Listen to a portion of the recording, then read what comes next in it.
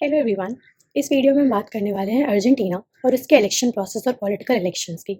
तो अर्जेंटीना एक federal democratic Republic है और उसकी डिवीजन ऑफ पावर्स 3 हिस्सों में करी गई हैं: लेजिस्लेटिव, एग्जीक्यूटिव एंड जुडिशरी।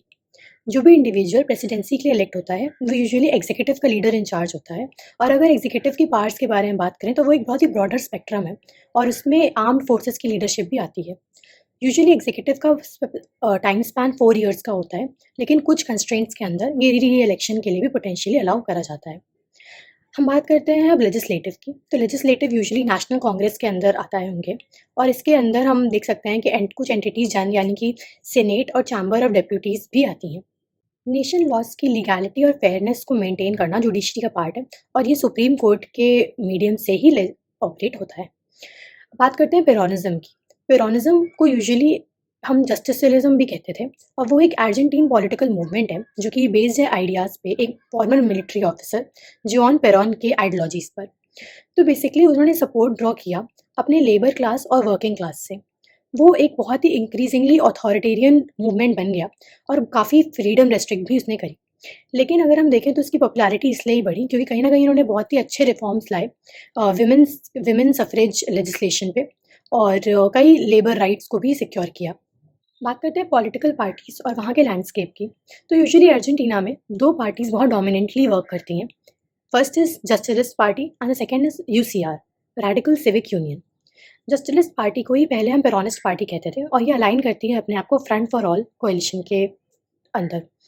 तो ट्रेडिशनली अगर हम बात करें तो इसके एजेंडा एम्ब्रेस करते हैं इकोनॉमिक और सोशल वेलफेयर के अप्रोच को। ऑन द कॉन्ट्ररी जो रेडिकल सिविक यूनियन है वो एक सेंट्रिस्ट और प्रोग्रेसिव पार्टी है जो कि टुगेदर फॉर चेंज अलायंस से अलाइन करती है, और उसकी जो मेजॉरिटी एक व्हील्ड है वो कांग्रेसनल मेजॉरिटी है।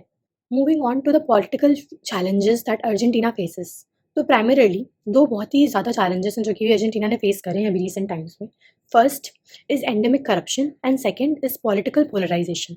एंडेमिक करप्शन यूजुअली होता है जब हम एक ऑर्गेनाइजेशन के वीकनेस से करप्शन देखते हैं। इस तरह का करप्शन कोई एक्सेप्शन नहीं होता है, बल्कि सोसाइटी का एक नॉर्म बन जाता है। उस तरह से अगर हम बात करें पॉलिटिकल पोलराइजेशन की, तो पॉलिटिकल पोलराइजेशन ने अर्जेंटीना में काफ़ी डिस्फंक्शन लाया है और पॉलिसी रिवर्सल लाया है।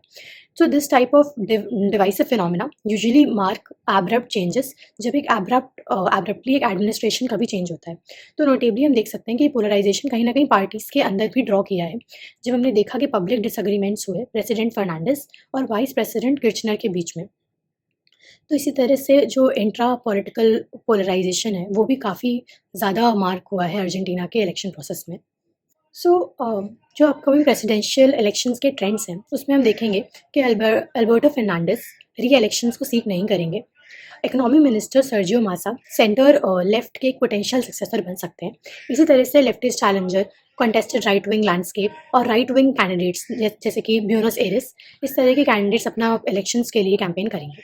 अनचैलेंज नॉमिनी जेवियर मिली, वो एक लिबरल और एक फार राइट लीडर है जो कि अपने पार्टी के एक सोल कैंडिडेट की तरह इलेक्शन से पार्ट लेंगे। तो इस तरह से हम देख सकते हैं कैसे वेरीड एक आइडियोलॉजिकल लीनिंग्स हैं, और अर्जेंटीना के कैंडिडेट्स में एक स्पेक्ट्रम ऑफ आइडियोलॉजीज हैं जो हर किसी से वेरी करती है। तो इसीलिए अर्जेंटीना के 2023 इलेक्शंस मेजरली एक बहुत ही यूनिक चैलेंजेस अपने में लाएंगे, और एक हम अनकन्वेंशनल स्विंग देखेंगे सेंटर लेफ्ट और सेंटर राइट के बीच में, जो कि एक इंट्रिकेट इलेक्टोरल लैंडस्केप को भी पोर्ट्रे करेगा। अब जो भी प्रेसिडेंट बनेगा उसकी रिस्पॉन्सिबिलिटीज़ बहुत ज़्यादा एक टास्क होगा, क्योंकि उन्हें इकोनॉमिक, सोशल और अपने कई सारे ऐसे इश्यूज़ को अर्जेंटीना के लिए स्टेबलाइज़ करने पे भी ध्यान देना पड़ेगा। कंक्लूसिवली अभी जो प्राइमरी इलेक्शंस हुए हैं उसमें फार राइट पॉपुलिस्ट जो कैंडिडेट थे जेवियर मिली, उन्होंने एक अनएक्सपेक्टेड मोमेंटम ड्रॉ किया है और 30.5% वोट को अपने नाम किया है, जो कि प्रेडिक्शन से कहीं ज़्यादा था। तो जैसे-जैसे अर्जेंटीना अपने प्रेसिडेंशियल इलेक्शंस को अप्रोच करेगी, हमने देखा कि कैसे जेवियर की एक अनएक्सपेक्टेड और एक अनफोर्सीन राइज़ हुई है, जिससे कि उनकी जो फार राइट एक पॉपुलिस्ट आइडियोलॉजी है, वो भी प्लेटफ़ॉर्म सेट करेगी अर्जेंटीना के पॉलिटिकल ट्रैजेक्टरी को बहुत ट्रांसफ़ॉर्म करने में।